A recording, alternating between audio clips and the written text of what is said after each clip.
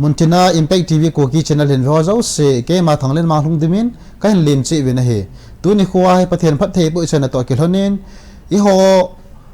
tribal community sunga adein I ho nam sunga dinga ichanu inaunu nunga Ng.Niangbiaklun Suantak in class 12 result hong ke phona chun pachan na hin nayin ama to ke holim na ni nei du heti chu thuma sapen ka sai do no min na he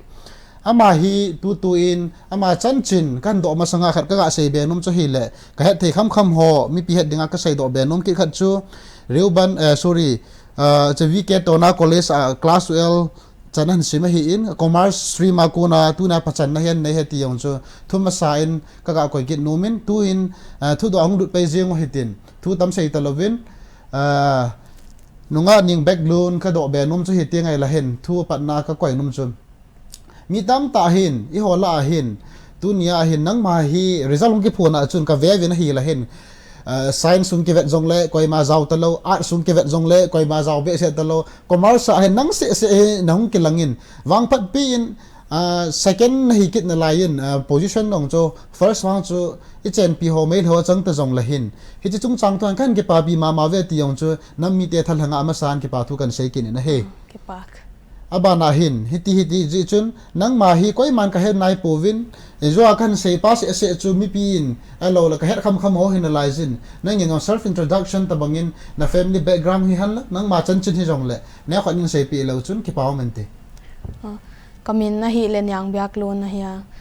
kapa min chin khanlal kanu min khwal ching hiya ko unau mi li ka phawa ke aniu pen kanu puan khui ai ai le khat chan self introduction ako na ka do be kin nom khat chu na pa in pina to am kapa no lo na athi ta na okay then the family wa government jobs bolumam lo oh but ta chu nang chu lekha sima chu private sector la ko nan sot je mo cho na okay ke pa me government job sim sam lo be no chanong thongin na hi le ai pa cha na verin phong kit win thu do ani na langa ka ga sei ka ga chal be kit nom cho hi la hin tu nyan hong pachana hin nang hin koi credit na pi no mam ai lo la hin e pi ha koi chung koi ji pen ta khong lo hin he ti hi na sei thei dem ama sa penin chu pasyan tunga ke pa thu ka gi na mo ani na ka nu mo ama thum pi na to hai tan tung ka hiya ka family te azo ka tuition lak na nu mo zo ka teacher te ki pau me chapang sa he jong le nu pa struggle ai lo la bui pin ho ha ma ma ti yang ho lim na ko nai ga movin pathen khat na ko yin hi le pathen jong chunga nung lain tin malamang phat the bu jom jing han ti yang chu ka ga ko be kit no min thu abana hi ka het be kin nom khat chu he nang chan china hen yo ne khat na hin sei ko ching na chi ha mai lo ko ching chi lo wai tu chung hai pachan na hi commerce stream ma hi I chan hin nan nei ham ti hi ne khat hin sei pi ke lo chun ki paw min coaching class 11 apat kala mo accountancy subject Miss Margaret ka high school ka teacher nu kya abona na la no accountancy chau only one particular subject yes okay ki paw me phas nga isu pi ho ka ke lo la hen ka sei ki zong ngai da ma hi in mai thei to pala hung hi commerce stream wana pa wang hin wa chunga bona sa bi sa la te de ka ta san tu nei now new Ng.Niangbiaklun ichanu hin ama wang hin only one subject bo accountancy bo la dang se se jo self study self study ako na hi chan hi top tu hung he ti yong cho pa chat na vel kan phung ki nin pa chat momong pa chat thi momong he ti yong cho ka ga sei do be kin no men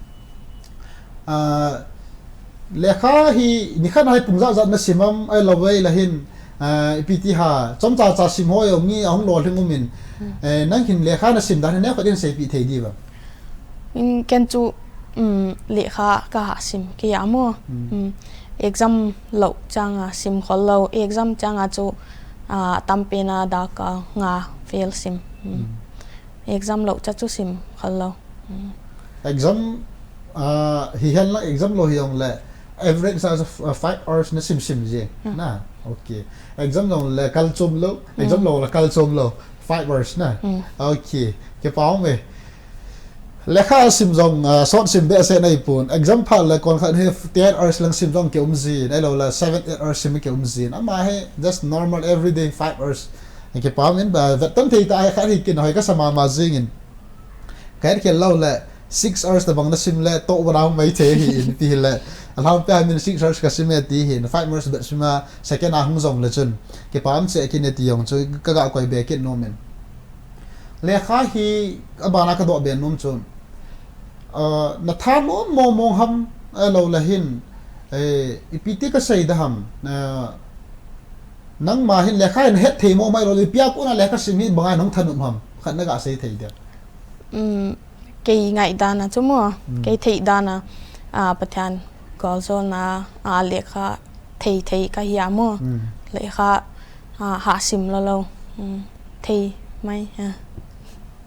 nó xây đàn chú lệ khá hiện thì này bắt thằng aku na cần này nó thì số na first avan là hiện lệ khá hiện sim thân đâu nó này kiện na hiện thêm đường cái tạ sân nên bao hi cái mẹ gì vào ngài hết áo hạ sao dập gì các bảo mà hết thêm dập gì lòng mấy thế này giống là hết thêm hiểu là English sao nó xây thế thì này là repeat nên tí là khổ buồn nè thì thầy na chơi cầu hồ thì hiện tin bà na cái độ bé kiện nông khẩn chịu tu ni nó không bắt chana hiện class tiền ở trên ra na nó không ngâm coi man cái hết bổ vin nè tiền chẳng gây nên sim nó ho sunga hi alo là hin 11 lang ho sit chuam hi tai top 10 sunga hung zawam top 20 sunga hung zawam class 10 sunga chu class 10 chu atopa khalo first division pass school chu top 3 school top 3 na ale commerce hi hoya kuna alo le itinan gela commerce akuna nung lunglut the hom commerce chu class 9 apata commerce subject kom hiamo wa pat kana lunglo ta hiya ka teacher tuition to ka tuition lang na nu in ala ka hiamo ama teaching nuam ka sa pata lunglut mo azo to commerce an la to na hil nu tuition na chi nu chamin pi na ti dai Margaret okay Ng.Niangbiaklun Suantak na ko na mu thei kit khat cho oi za nu in zong tam ta ai hin ko sunga hin oi za khat hi na sa pang khat sim na sunga hin lam the tam ta ina man contribute the pia ding za mu thei hi in chu ti la ve la commerce na na la lo di cho na ama ko na commerce nong lu di cho na oi za nu za tum nan pa za na kan pi ki ni na he na mi hil chu na het thei mo hi so na from that you choose commerce subject yes that's good abana hen ai la hin abana dunia hi ka het be kin nom khano chu school hi government school nganan hum ka hem private nganan hum ka hem na school ka in hoi 12 sang ge pa he naw chakhat na asom agom lam thei pe nin hin sei thei le chun ke pa man te school nursery apat class 4 tan chu ka kholama J Nazareth English School ke chia kana kaya ma private azo 5 apat 7 tan Don School Champur mo azo 8 apat 10 tan VK to na high 11 12 VK to na college to abana ka do be kin nom khat chu dunia hi bola hi art sehan lang science sehan lang commerce si jong le kumda nga chu ahung zaw zap zina na top 10 so lo top 20 sunga hen class we result ki pun ting le ite dana tu chunga hi zaw lo ham nangin na lunggel na sei theidam ka ti he tu lai chu lai sim le ki nek lek deu mo in chen goal ne ya lai sim di azo ai hang mai goal nei ti dan chu goal okay đây là tụi cái chuyện trận này á chỉ bao giờ focus dính na ta hay tâm rồi nó mù đàn khát hay mi lẽ khát xí lâu là top 10 top 20 sai giàu lâu ho dòng hi nghe job story này poi nang mù đàn hi goal hi là sắm dặm hin tên nó tỷ chỗ na ama own principle lâu là bây ha ama aim in life an mù pa hay that's it na okay abana hi khát cái say bè cái độ bè kiện nôm khát chỗ tu nia hin hi chân gen nan phatai na hi le two stage bana hin nang hin very interesting and very hot topics langa hung dun hitin 10 12 change tu na changa lekhan an sim na he mobile phone kiti ho hin na choyam technology laptop mana manam alo hen chi na man zon iti manage na ki bolam na tu la ya choi tam zo hin koi ma lo hin to lo vei ti na hin cho hi na man dan alo na mu dan ne khanin sei pi la chi ki pom ken chu ten pat ten ka pa sa pat phone ka toya mo I phone toy I ken chu ka free time chang in phone ka khoi thowa che dana chu phone nei le jong ahun ipiak dan isyam le mo sian na om ton lo azat dan isyam le selo mai phone so naman man jing tho so na after class 10 apa na chu but it did not affect your study life even your personal life na but it will be very funny questions but one thing phone hi nan ko te hin na phone na man ja ko na pho kha ta bom yes but it did not affect your 5 hours of studies na yes punga sum lekha na simpa chu ato kha na to kha sa di lo chu na pho wa chu okay khat abana ka ga do be kin nom khan chu tu nia hin just feel free and frank ti he na koi ma sa jong 12 wa hen a jaw ta poi zo ne kha da pan na ka sei bunga chun jong le dong ma na yam na ka do nom cho le khasim to hen nong ki manage tham alo le chi na in pilung gyang na yam ken chu ngai jong ka nei ke ya mo tul ka nei lo na ni danga chu an nei khai le class 10 laka pat nei non lo okay ngai jong chu nei khalo nei kha kholo nga uchidana gen di chu ka thei ke na see one thing what you mean is that till before class 10 you have boyfriends but after that you don't have and what is the difference between did it really impact your studies while having and while not no impact kholo both whether having or ki bang tho but okay that's good what you mean is that it did not affect your study hours na and it did not distract you okay that's really good hun piak siam di mo but to hin mai ta lo na okay ale next question cha ka ga sai de nom khan chu abana hi do manai puma le khasim ho hi nang ipiti na gelam as you become mature na kan chu poi ka sa ke yamo ahun piak dani siama I le khasim sukbai saklawa I nei le poi lo okay to nan man tabanga hin khu man tabanga he ma sai dana he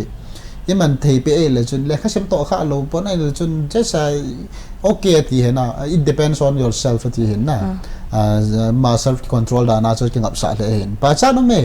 class 10 chan ge jong dong man nei hi in an asim chan ge chu a hin 11 12 fa chan nei ta pon na sei da na hen jong le khasim ka to kha sa poi ti hin na tu wang hin le khasim da nong chu I ho he tu ta hen angol tam tam jivin e boil ha jivin ama hen khwa ko na bat tam thei kit khade ti yong chu ka sei be ken no me tu nia hen abana ka do be nom khat chu malama hen PG penta he commerce la ham na mi tam ta hen science ke line arts ke line in our society commerce is not that much popular khati nom cho PG but why na you choose this subject ke jo chartered accountant ka uta mo na ja ka commerce ka nalak to ai okay you have a clear objectives na lo like clear aim in life na nei cho na chartered accountant cho na jibo cho strict focus na pe cho na none other na okay that's good pa chat no men tu lai la khasam tam zo hen doi la tu mi ki chi cho na ki nei to lo cho inui pa te ni sim sa mana ki sim loi nang cho chapang chakhat he jong le chun ya iti chun doi la tu ki chi ta na nei ja so commerce so ha mai the na ve ta I think you may face some difficulties na while studying but because of your aim in life it really carries you na ka ti nom so na chong sna nei de dan hen pa sa nom ele I hola hin commerce na la pa hi ichan ge yin an impact dam hoi thei dem khununga hen ele commerce hi la taw te na ti be no mom e society sunga hen na ar so sang in zong ele science so sang a phat chum na ne khat na sei thei dem commerce chu scope le atama mo mi emi ten chu haksa dikisa ile ilung lota ilung lot nak le chu haksalo lampi hanam dimo subject dang ho sang a cho ma hi na vet da na hi a scope elo le abol tam ta hi khununga am zam na ti cho na future adinga hen okay that's good cham chakhat break na law hitin ma to ke hulim na hi ban ting le back zo pha le cham aban zom kit na te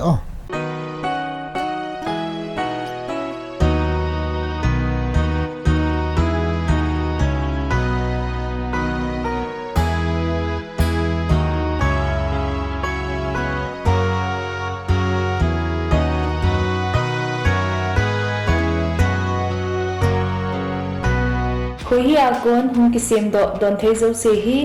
khoi zo thing sel akon kisim a hi khoi hi test the heart of Manipur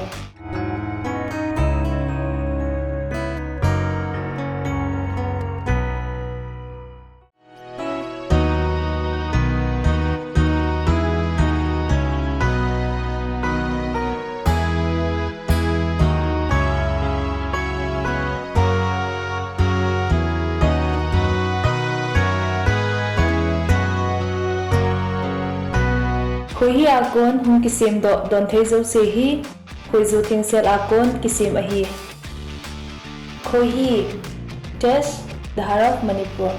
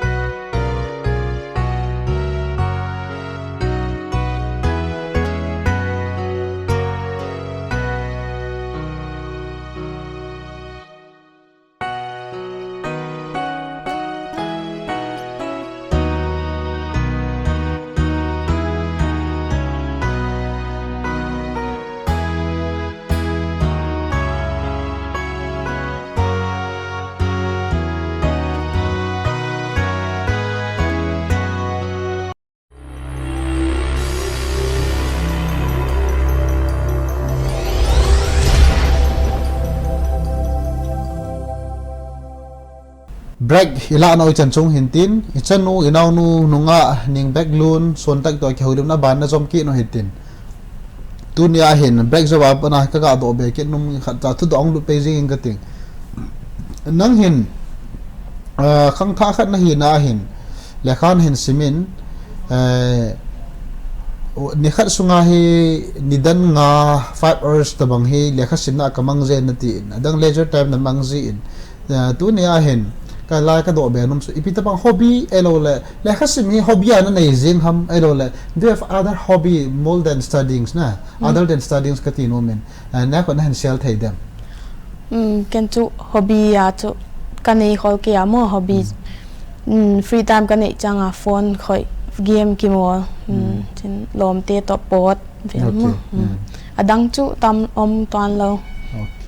ala volley ke chip ho I love it badminton ha okay the ball ji tho na okay that is good ala fitness la ho na ball ji tho bo ball lo okay badminton chu khabe ve ki mol chel mo la hin tu nia hin jo na pat na do de hin ka dong hai khat ka ga do be nom chu na ta sa he kum za ta what is your age na ke chu kum som le gyat 18 years are class 12 na chai na okay that is good ala mabana hin hoila college a kai la na tiar tu le tu chu Rayburn College ka chiu he mo admission chu bol nai lo cái hong nai lo ke hong nai lo ha okay application form chu lata okay then Rayburn college also commerce ma na job kit ni cho na ha okay that's good Rayburn ho na zut na good pa ho na dai now this a friend aka do cho na hoi na mo cho commerce ai background na na avam ai lo la topper num khavam ai lo la pi ha commerce teaching hoi tia na zut ham ai lo la adang phai sum la dunga commerce hoi na mun hoi na zut thai lo ham what is the difference why you choose that college ken chu amas result swat tu nga sen at months ka ut sim mo silonga sen at months ele kanu ke to kanu chau ina ka hiwa mo ke mundanga paileng kanu chau dia hia zaka Rayburn Churchampur sungma commerce na pen Rayburn chau hia mo hai ka chus okay that's good oh nan sei dan chu silong long na vet thau na dai thau na hi zong la nu changam de chu na nup lo cho na na nu no na sim ji ta cho na le ka sim to that's good ke pa pi no men na chapang cha yang la chun I think nam family struggle ong na het thu de hin na boy na hoi na het de hin ke pa men en zon na sei chin lo na ho ne ne ka do be ke nom khan chu tu ni chan gi a le khan han sim na hin na sa na pe na from nursery to class 12 sunga hen na the happiest moment na which you cannot forget ka tin moment na na hin sel thei dem nom ka sak na pe na hi le class 10 ka hi lai hi da mo class 10 na school adia panga senior pen ki hin chen nom ki samo teachers day children's day chi kaung changa ki enjoy chen class 10 ka hi lan gohatia excursion ka pai se ma school mai khong nom ai khong ai di kai ki pak na pin nom ka sak na pin mo class ala just ha đó món này nó giải mấy cái chỗ đó ra nó sẽ tiến trình cái đó cái này nó tiến đó nó phải cái gà quay biển ôm chụp sa pang lo na hivin cái ho impact TV lang ako nang kaga say biển ôm chụp even for the viewers na lo cái mà personal ako na kaga suggest nom cho hiti ngai lahin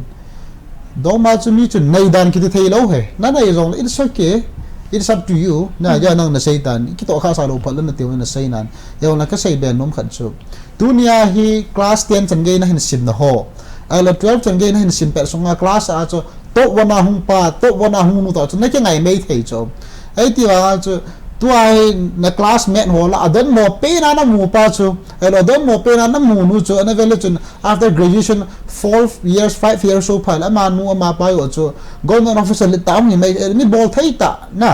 pa business a lin taw ni mai thei cho chi ya chu my best advice ka ti no men just make friends circle ka ti no men na dunia lekha thim pen pa jong friend a nei lang thim mo ben bang friend a nei lang it is ti gop pin ka ti no cho ke suggest a chun na tu lo mai le chun do mane ki dia di da ke la da na hin do mai nei le jnei dinga ki gel ha ti ne jnei lo dinga le just make friends circle ka ti a cha kong le chu no men na i chei ja chun dunia hi ama pa so lekha thi me ma no so lekha thi me ta na ke mo ngai pi le na na kai ha dinga ma na kai ha de na kha cha na lo hin lo de this is my last request for you na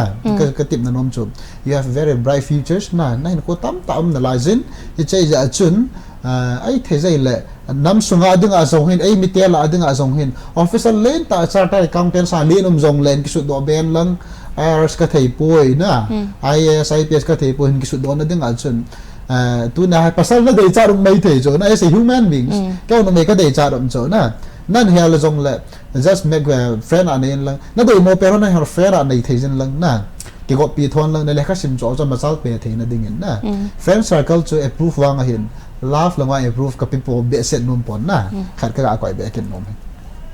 abana ka sei be ken nom chu tu do ka ga do be ken nom chu le kha sim ni hi ti ngai la hin a ki gan thei ma zi nang se na hi pun le kha in sim dan yu sin e chang sa gan thei na tam tan ki tu cho we have all own personal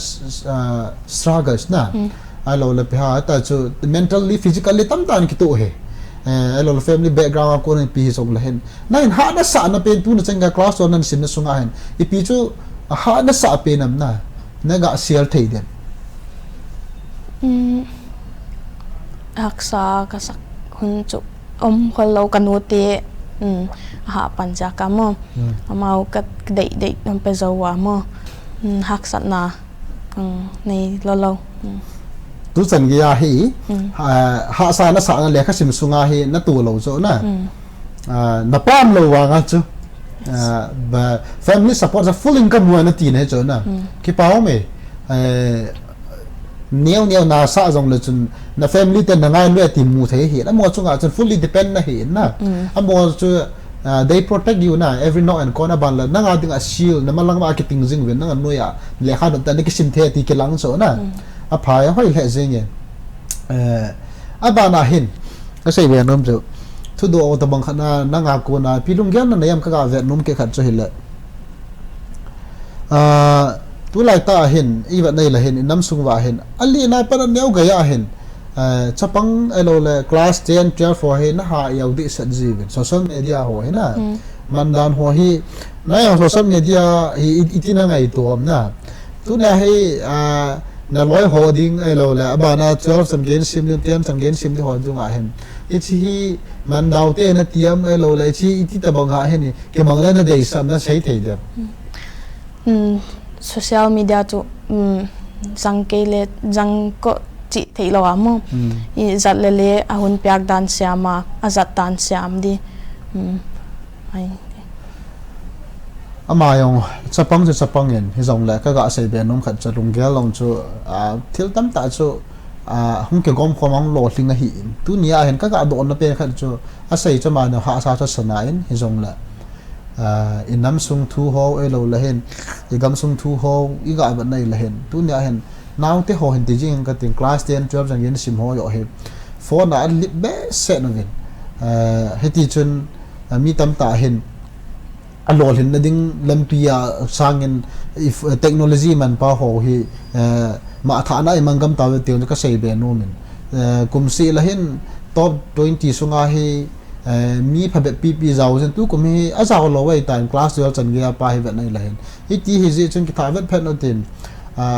le kha sim lang pa ki tha focus ho tin mi no mi pate hon zong ai the zai le tu nia hen koi ma cha topalo in ai ta povin I ha sama ma ta ven I chai now te ho hi a phone choi ho han la ero la laptop han la I pi hi zong la tv han lang aman dan pa ho hi tham khan hi control zat mu wa le khal lam pa zo hi a focus the na diu yong chu pan halan la khom te ti yong chu ka ga tip kin na no ma he abana thu do ka chal be nom chu nanga konin zong tam ta nan seitan tu nia hen malam hin khuwa hen ipiti ka sei da ham nonga khat na hitain ai lo le pe ha ti chu mi pi khen khat nong hi to ke ran na hen nang hin abana hen hin khu sunga hen ipi ta bang ho hi na dai na tu pa chu mute lalding en hum khal le chu secondary ata ba pi da na koi be no mam kati he cha ta constant se so na ko ma lo da na koi lo ta adang chu RBI okay RBI grade B officer ai ka koi okay secondary on koi thol cho na a phai na koi zo si yong service lin nga na hi in na pa chat no men kin pi on no men abana hen na na sayin in sung ero na tuition chapong ho na hil ziam in na hil lo okay nang zo na chi ji na ai le charge a kwai ho da bang na pan ziam pang lo okay charge na kai chu hi yeng na ai thei chana chana absent thau zo na ki pau me tunin now nu zong he team do hi ang tong mai me yong ki pau men chapang hi in hin dan ka ve le kha symbol lung lu nin social life ang labe set point hi zong le lo hin na ding khan to na ding mit thei na ding cho ha thu pi pen sa ati chu mu na hi le mila azong tu nia hen Manipur sunga dinga commerce stream top 2 hunga hi in top 1 chu so pi ho elo chen pi ho mai hi ho chu le kilometer ka sei ta in tu nia hen ama se bo ma hi in views in elo le chi impact tv in ho zo se in ka tip na nom ki khat chu ke ham bulletin kum se asang al hom ta in aban ting le class result hum ki dam ke pu in chi pa hi tam sa che che te ti yong che tip na kan nei ke nom hi in hi chana hin chayum ka ting abana hi gift and refreshment ho sponsor in ball ho pi do nan nai ka te hi chi gift and refreshment hi khu he industrial ko na tunia gas ai to pi o chanoi nau nu nga ning back lun ama hin pi o he ke pak aban le ichi mangzam koi memento hi sim dong ka te Kuki Chipinthei Talkshow guest presented by Pu Khailun Khongsai producer Impact TV Kuki channel sponsored by Pu Mezul Paulin Thang Khongsai family ke veng no mantre pukri in fal am ho in tu nia he chara gas a hong tong nu chanu inau nu nunga ning bek lun he tu nia he mangzam koi he ama zo hin pi o he ke pak aban le hichi hintui hi ten zong tu nia he Impact TV hichi su pa he mon zong pan na thei suna ki thu pi nan pi hintin chi chu tu ni ke pa thil pe an pi ho ne khol ka se hintin ke pa men ke pa thu na sei no mam in ke pa ke pasian gwal zon hon gwal zol hen gwal zol okay cái ni zong ga ama yong ki phat lam nin na pau zong pia a ke wa ngin ka ha ke comment the ben chen pen pon ya thim do ka ta sanin he zong le tu nia hin ke man cha na sung wa hin pathe ni chan che wa ne phat the bu pi ta wan ka ke pa